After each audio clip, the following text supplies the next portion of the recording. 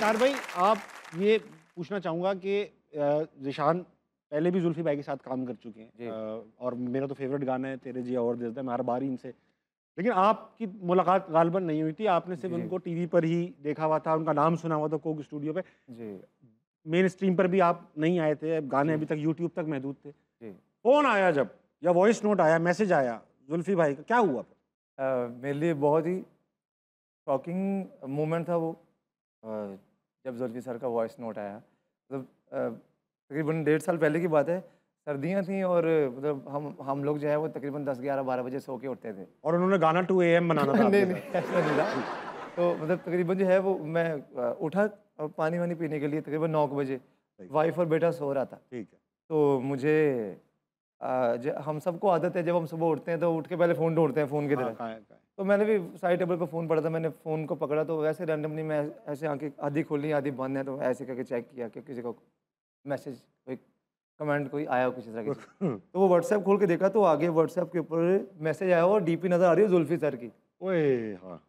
तो मैं जब जैसे उनकी डीपी देखी तो मैं हिल गया कि जुल्फ़ी सर की डीपी वाला कोई मैसेज मुझे आ गया, ये कैसे हो सकता है भाई? तो जब मैंने उनको पिक्चर को देखा तो मैंने थोड़ा क्लिक करके देखा कि बड़ी करके देखो ओरिजिनल है, वही है। वही है। अब वॉइस नोट खोलने की हिम्मत नहीं हो रही ताबिश भाई। कहाँ पर रहते आप? हाँ, I was know like this कि अच्छा। तो तो जुल्फ़ी मैंने भाई ने फौजी वर्दी पहनी हुई थी, कहाँ आप क्यों रहते हैं? मतलब वो वॉइस नोट अभी खोला नहीं है तो मैंने अपनी वाइफ़ को उठाया, मैंने कहा बेगम जुल्फ़ी सर का मैसेज आया है। वो आके खोल के कह रही है कौन जुल्फ़ी सर?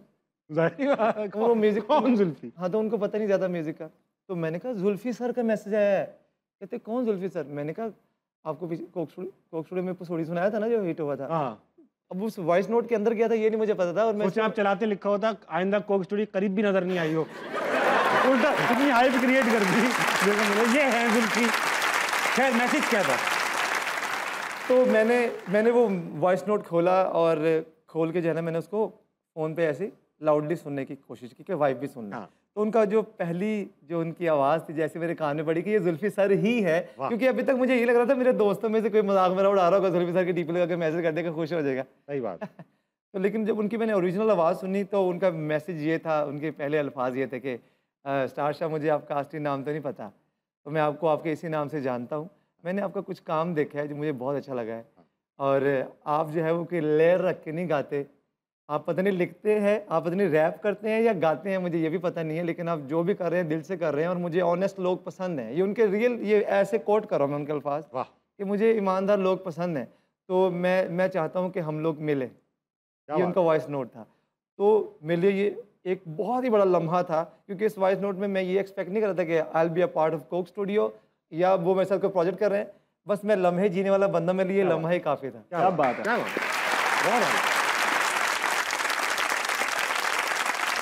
क्योंकि मुझे हमेशा से ये लगता था कि ये जो प्लेटफॉर्म है ये असर आतिफ के लिए, आपदा परवीन जी के लिए, राहत अली खान साहब के लिए, ठीक है, बड़े-बड़े लोगों के लिए है। तो मैं तो कभी इसको ख्वाब भी नहीं देखा था इस चीज़ का सही बात। कि मैं कभी इतने बड़े प्लेटफॉर्म से आ सकता हूँ। ये बड़ी बातें हैं, बड़े लोग हैं, मैं उनसे सीख रहा हूँ। लेकिन भाई आप लगे उस प्लेटफ़ॉर्म के बिलॉन्ग करते हो।